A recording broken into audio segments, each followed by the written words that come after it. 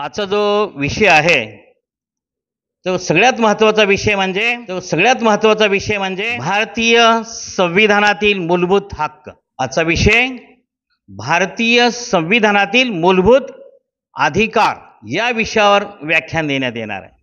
आता भारतीय संविधानातील मूलभूत हक्क हे लक्षात घेण्याच्या अगोदर काही गोष्टी आपल्याला लक्षात घ्याव्या लागतील। कारण सुरवाडे सरांनी किंवा ढंगारे साहेबांनी त्याच्यावर प्रास्ताविकेमध्ये किंवा त्यांच्या याच्यामध्ये त्यांनी भरपूर सांगितलेलं आहे। त्याची पार्श्वभूमी सुद्धा त्यांनी सांगितली आहे मूलभूत हक्कांची।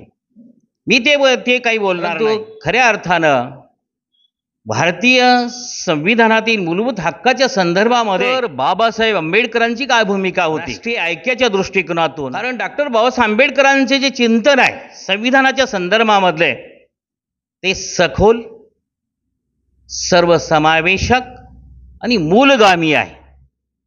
हे वरवरचं नाही। राष्ट्र घडवण्याच्या संदर्भामध्ये, राष्ट्र उभारण्यामध्ये,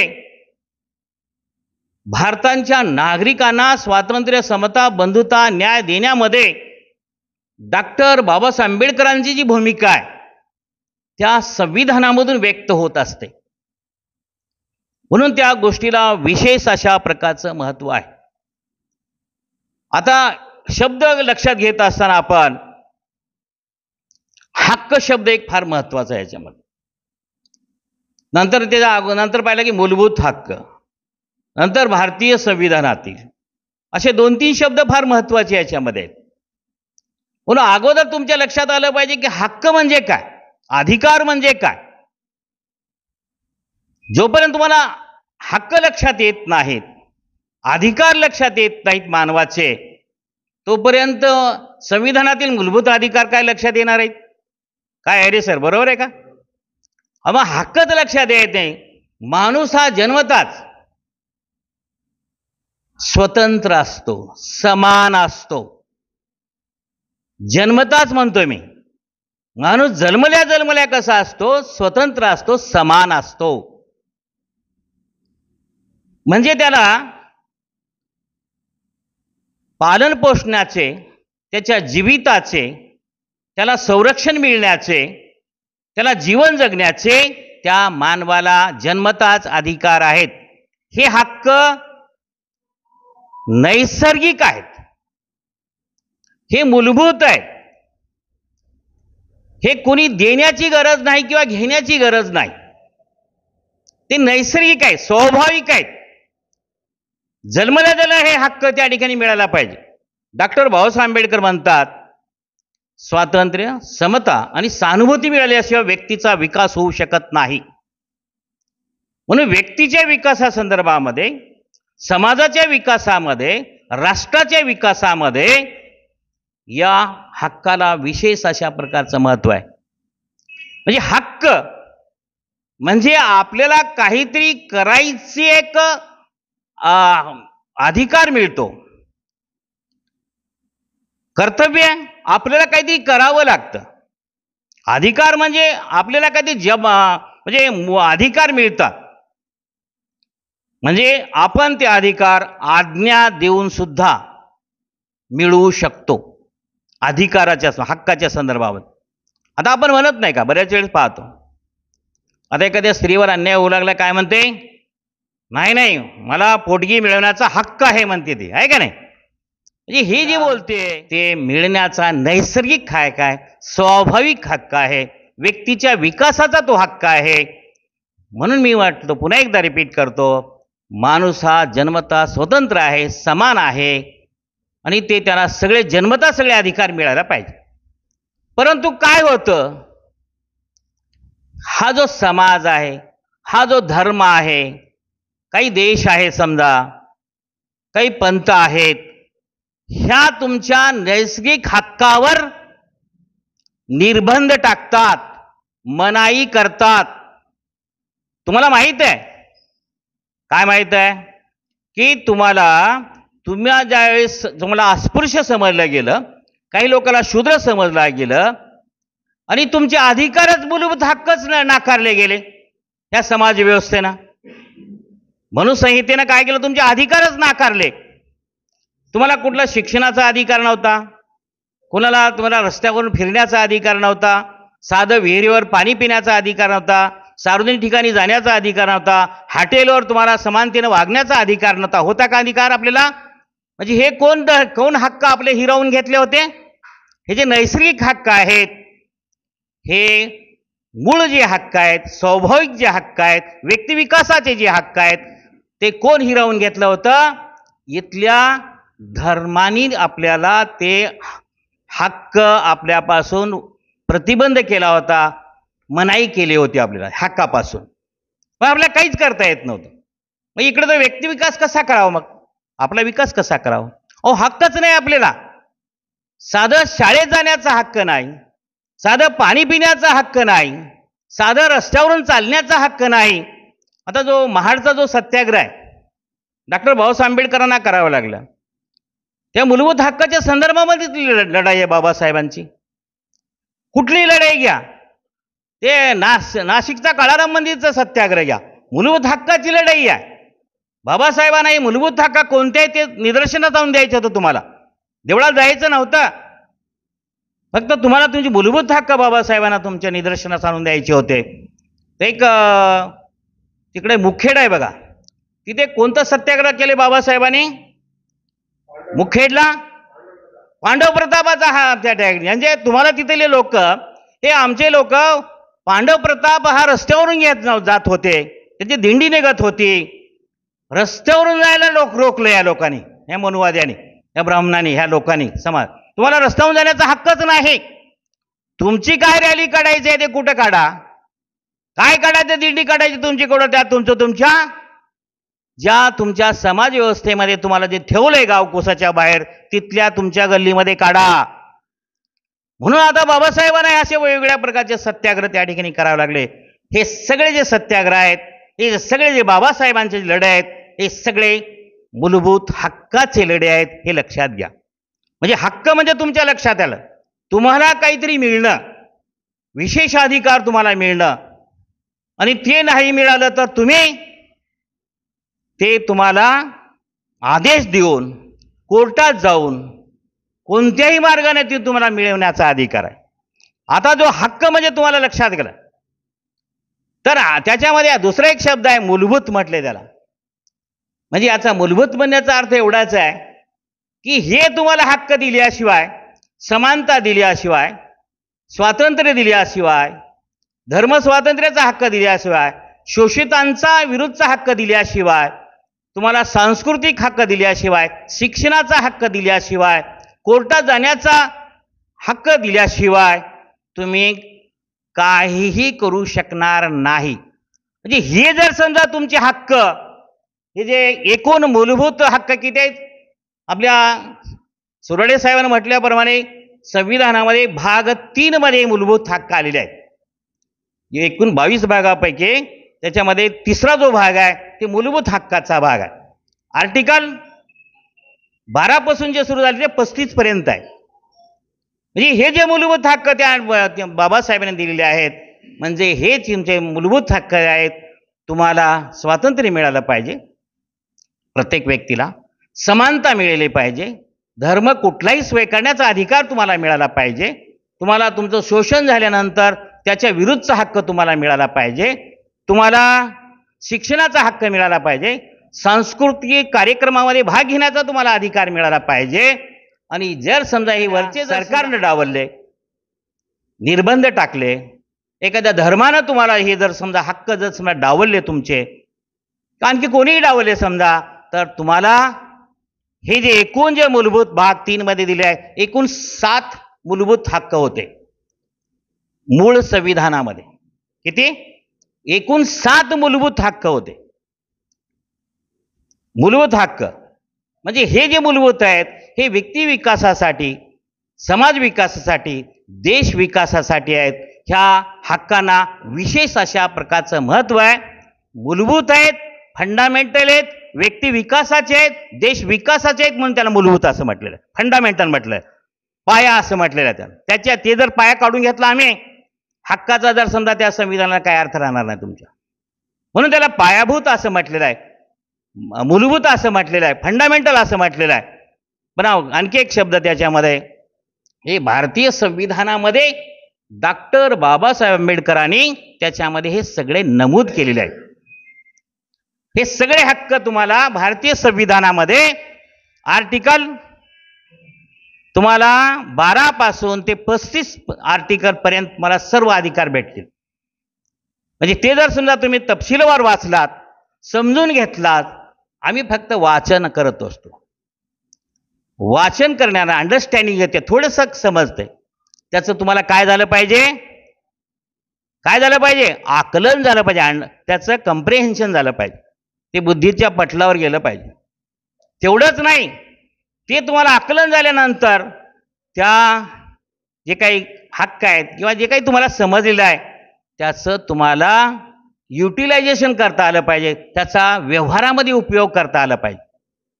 म्हणजे समाजासाठी त्याचा उपयोग करता आला पाहिजे, देशासाठी त्याचा वापर करता आला पाहिजे. तुम्हाला ज्ञान आहे, फायदा काय, फायदा आहे का त्याचा काय? डॉक्टर बाबासाहेब आंबेडकरांचे जे सगळे जे ग्रंथ होते, ते सगळे जे ग्रंथ PhD डॉक्टर बाबासाहेबांनी अनेक ग्रंथावर जे केलेत बाबासाहेबांनी, त्या सगळ्या PhDचा, त्या सर्व ग्रंथांचा डॉक्टर बाबासाहेब आंबेडकरांनी समाजाच्या विकासासाठी, देशाच्या विकासासाठी केलेले आहेत. म्हणून त्याला अनन्य साधन असं महत्त्व आहे, विशेष महत्त्व आहे. तुमचं ज्ञान तुमच्याकडे असून नाही चालणार. म्हणून मूळ संविधानामध्ये फक्त त्याच्यामध्ये 7 अधिकार हक्क तुम्हाला देण्यात आलेले होते नागरिकांना, तुमच्या व्यक्तींना. म्हणजे त्याच्यामध्ये पहिला होता समानतेचा हक्क, राईट टू इक्वॅलिटी. आर्टिकल याच्यामध्ये 14 ते 18 आहे. त्या आर्टिकल जर समजा तुम्ही लक्षात घेतला 14 आणि 18, त्याच्यामध्ये समानता तुम्हाला सांगितली जाईल. समानता म्हणजे काय नेमकं, इक्वल म्हणजे काय, इक्वॅलिटी म्हणजे काय, कशाला इक्वल म्हणायचं, इक्वल कशाला म्हणायचं. 2 गोष्टी त्याच्यात फार महत्त्वाच्या आहेत समानतेच्या हक्कामध्ये. आर्टिकल 14 ते 18 मध्ये 2 गोष्टी फार महत्त्वाच्या आहेत. सगळ्या मी वेळेअभावी सांगू शकत नाही, बरोबर आहे का नाही. त्याच्यामुळे 2च गोष्टी फक्त लक्षात घ्या समानतेच्या हक्कामध्ये. त्याच्यामुळे डॉक्टर बाबासाहेब आंबेडकरांनी कायद्यासमोर सर्व समान, एक समानतेच्या हक्कामध्ये कायद्यासमोर सर्व समान, दुसरं कायद्याचे सर्वांना समान संरक्षण. हे 2 गोष्टी फार महत्त्वाच्या आहेत त्याच्यामध्ये. कायद्यासमोर सर्व समान याचा अर्थ एवढं लक्षात घ्या, याच्यामध्ये भारत हा कायद्यावर चालतो, भारत हा संविधानावर चालतो. कायद्याचं राज्य आपल्याकडे आहे. आता राणीचं राज्याचं राज्य आहे का आपल्याकडे? नाही, कायद्याचं राज्य आहे. म्हणून कायद्याप्रमाणे तुम्हाला त्या ठिकाणी हे सगळे लोक, सर्व नागरिक, सर्व व्यक्ती समान आहेत. साधा मोलमजुरी करणारा समाज, एखादी पीडित व्यक्ती आहे, गोरगरिबातला व्यक्ती आहे, तो कायद्यासमोर सर्व समान आहे. त्याला एखादी आर्टिकल लागलं, समजा दंड लागला, शिक्षा जर समजा होऊ लागली, प्रधानमंत्री आहे म्हणून त्याला 2 महिन्याची शिक्षा असं नाही. तिथं जर समजा 10 महिन्याची शिक्षा असेल, तर प्रधानमंत्री असला तरी त्याला 10 महिन्याची शिक्षा होईल. आणि सर्वसामान्य व्यक्ती असला तरी त्याला किती महिन्याची शिक्षा होईल? त्यालाही 10 महिन्याची शिक्षा होईल. जे कायद्याचे गुन्हे करतो ते कोणी असे का, म्हणजे इथं कोणी सगळे समान आहेत. परंतु इथं जाता जाता एवढंच सांगतो मी, याच्यामध्ये त्याच्या अगोदरचा जो कायदा होता, मनुसंहिता, मनु कायदा, त्याच्यामध्ये मात्र शूद्रासाठी वेगळे आर्टिकल होते, ब्राह्मणासाठी वेगळे होते, क्षत्रियासाठी वेगळे होते, आणखी वेगळ्यासाठी सर्वांसाठी वेगवेगळे होते. ते जर एखादी गुन्हा जर समजा ब्राह्मणाने केला, त्याच्यासाठी त्यांना फक्त सर्वसाधारण शिक्षा होती, त्यांना फक्त हाकलून द्यायचं गावाच्या बाहेर. ते जर समजा शूद्राने जर समजा तेच गुन्हा केला, चोरीचा किंवा बलात्काराचा गुन्हा केला, त्याला मात्र फाशीची शिक्षा, शूद्र आहे म्हणून. हे फक्त मनुसंहितेमध्ये पहिलं होतं, लक्षात घ्या. दोन्हीमध्ये तुलना करा, बरोबर आहे का नाही. म्हणजे याचा अर्थ बघा, ह्या समानते, या ज्या मूलभूत संविधानाचे मूलभूत हक्क आहेत, कायद्यासमोर सर्व समान आहेत. राष्ट्रपती समान आहे, सगळा व्यक्ती आहे, संस्थानिक समान आहेत, कुठले राजे रजवाडे समान आहेत, कोणी आता कोणी उच्च नाही नीच नाही, कायद्यासमोर सर्व समान. एक सगळं संभलेलं कायद्यासमोर समानता. दुसरं काय, कायद्याचं सगळ्याला समान संरक्षण आहे.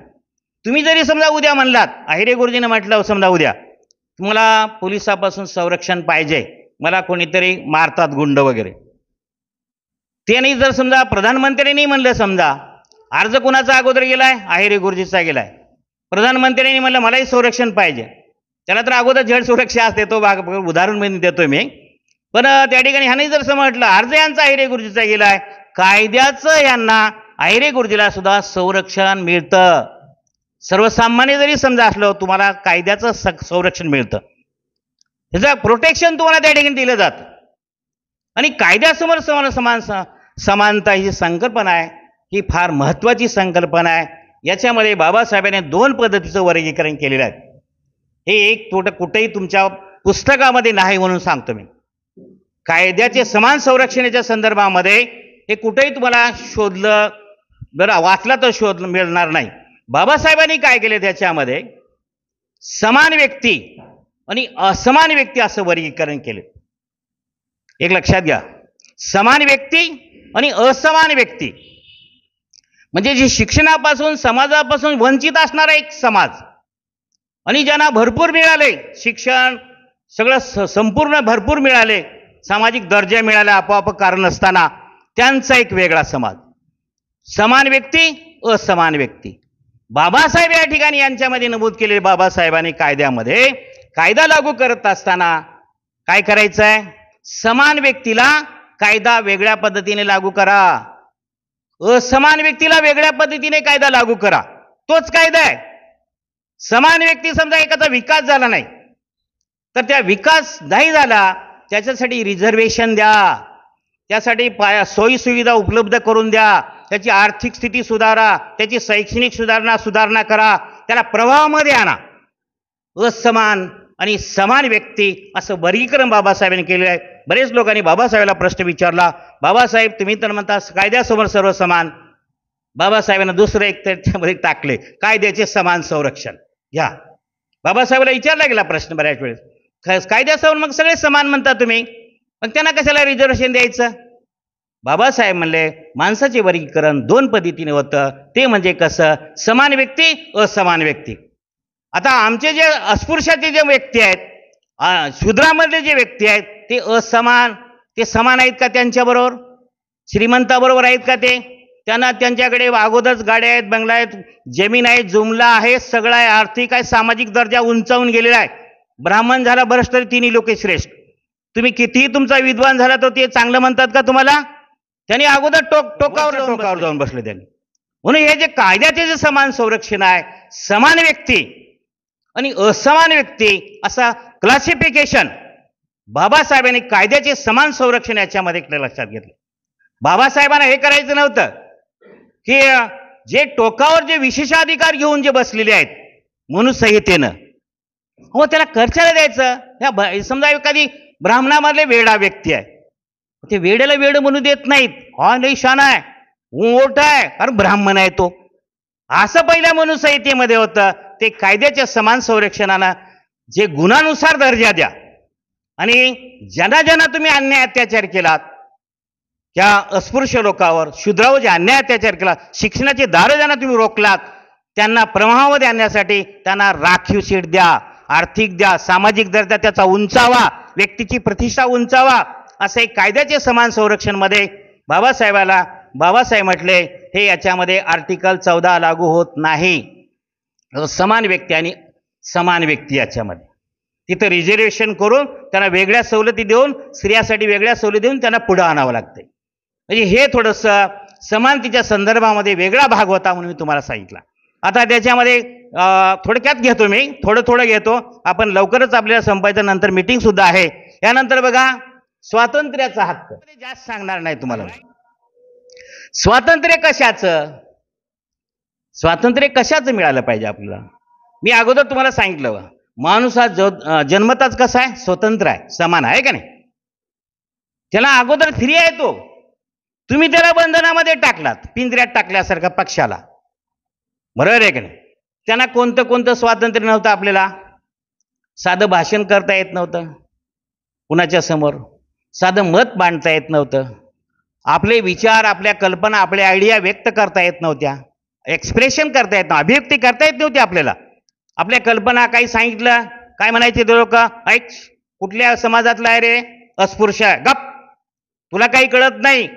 मी इथला मालक आहे, मी सरपंच आहे, मी पाटील आहे, मलाच कळतंय. आता ही निवडणूक खेड्यामध्ये व्हायच्या, ते ते चालला मतदान करायला, अरे इकडे म्हणायचे, त्याला बोलून घ्यायचे, म्हणायचे मत ह्यालाच टाक. त्याच्या मताला सुद्धा स्वातंत्र्य नव्हतं. ह्यानंच काय म्हणाल, पाटील काय बोलला, सरपंच काय बोलला, मग ते त्यानं मत टाकावं लागत होतं. बरोबर आहे का नाही? म्हणजे ही जी भूमिका आहे ह्याच्या स्वातंत्र्याच्या संदर्भामध्ये बाबासाहेबांनी हे कायद्यामध्येच नमूद केले. स्वातंत्र्य कशाचं? कुठेही भाषण करता येतं, तुमचे मतं मांडता येतात, विचार व्यक्त करता येतो, इमॅजिनेशन कल्पना करून कल्पना मांडता येतात, तुम्हाला सभा निर्माण करता येते, विनाशस्त्र एखादी सभा घेता येते, तुम्हाला व्यवसाय कुठलाही करता येतो, कोणत्याही देशातल्या कुठल्याही ठिकाणी तुम्हाला फिरता येतं, मुक्त संचार करता येतो. कुठल्याही प्रकारचे बंधनं याच्यामध्ये स्वातंत्र्यामध्ये नाहीत. विचार, अभिव्यक्ती, विश्वास, श्रद्धा, उपासना करता येते.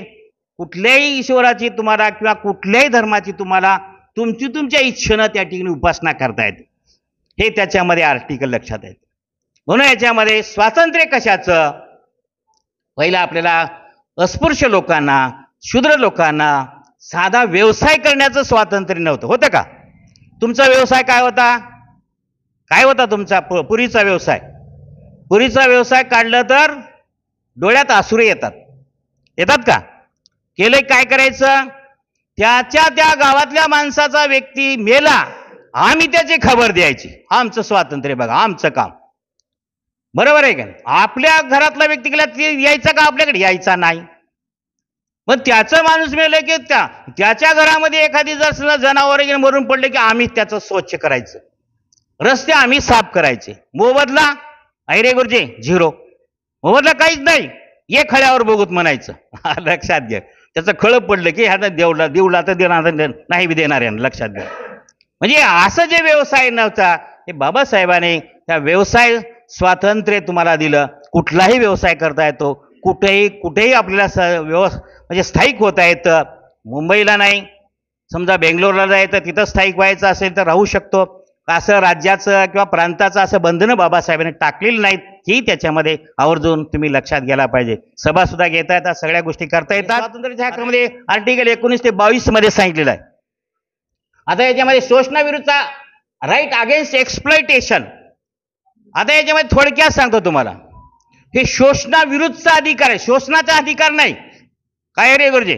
तिथं शोषण शब्द आला, शोषणाचा अधिकार नाही, शोषणाविरुद्धचा अधिकार आहे.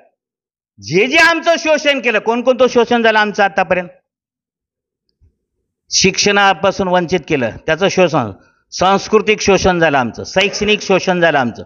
आमच्या महिलाचं तर, आमच्या महिलाला काय म्हटले त्यांनी?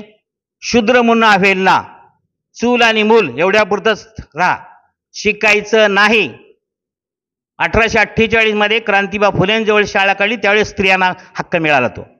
बरोबर आहे का नाही? म्हणजे शोषण जे होत होतं, शोषणामध्ये एक लक्षात घ्यायला पाहिजे, अनेक मार्गाने शोषण होत असतं. आम्ही पुरुष वर्ग स्त्रियांचं शोषण करतो ना, घराच्या बाहेरच पडू देत नाही, शोषणच आहे हे गुरुजी, ते एक प्रकारचं. त्यांचं सुद्धा पिळवणूकच आहे ती एक प्रकारची. किंवा जेवत असताना अगोदर पुरुष जेवायला पाहिजे, शोषणच आहे की हो का? त्यानं ती स्त्री म्हणजे समान नाही का? ती स्वतंत्र नाही का? आम्ही त्या ठिकाणी बऱ्याच वेळेस करतो. याच्यामध्ये सगळ्यात महत्वाचा बाबासाहेबांनी याच्यात भाग टाकला. आपल्या भारतामध्ये ज्या वाईट प्रथा चालत होत्या, कोणत्या? माणसाचा अपव्यापार, हे एक लई मोठं शोषण होतं. कोणतं? माणसाचा अपव्यापार म्हणजे अहो जनावराप्रमाणे भारतामधल्या स्त्रिया विकल्या जात होत्या, मुलं विकले जात होते. निग्रो जसे विकतात का नाही, तसे तुम्हाला भारतामध्ये विकला. देवदासी प्रथा, देवाला एखादी सोडायचं, मुरळी म्हणून सोडायचं, गुलामी सोडायचं, वेठ बिगार कामं द्यायची आपल्या मुलाला आणि त्याच्याकडून सक्तीनं कामं करून घ्यायची वेठ बिगाराच्या संदर्भात. नाही केलं काय करायचं? स्वतः मारहाण करायची, त्याला जीवांशी मारायचं. हे माणसाचा अपव्यापार फार ह्या आर्टिकल आल्यापासून बंद झालेलं आहे, हे लक्षात घ्या. माणसाचा अपव्यापार आहे जे सगळ्यात महत्वाचा शोषणाविरुद्धचा अधिकार, तो आता बंद झालेला आहे. काही ठिकाणी चालू असेल, परंतु तुमच्या जागृत पण नसल्यामुळं चालू असेल. लक्षात घ्या, तुम्ही जर त्याच्यामध्ये जागृती निर्माण केलात. आताही काही मुलं लोक बघा ते राठोडची मुलं जी आहेत, लमाण्यावरची तंड्यावरची मुलं, हे लोक आणतात, त्यांना ते ऊसाचे काहीतरी तोडणी मोडणीमध्ये करतात, त्यांना काहीतरी 1,00,000 रुपये ॲडव्हान्स देतात, त्यांच्याकडून वर्षभर काम करून घेतात. आता बी चालू आहे सक्त मजुरी. आणि तुम्हाला लहान मुलाला कामावर ठेवता येणार नाही. शोषणच आहे त्याचे एक प्रकारे.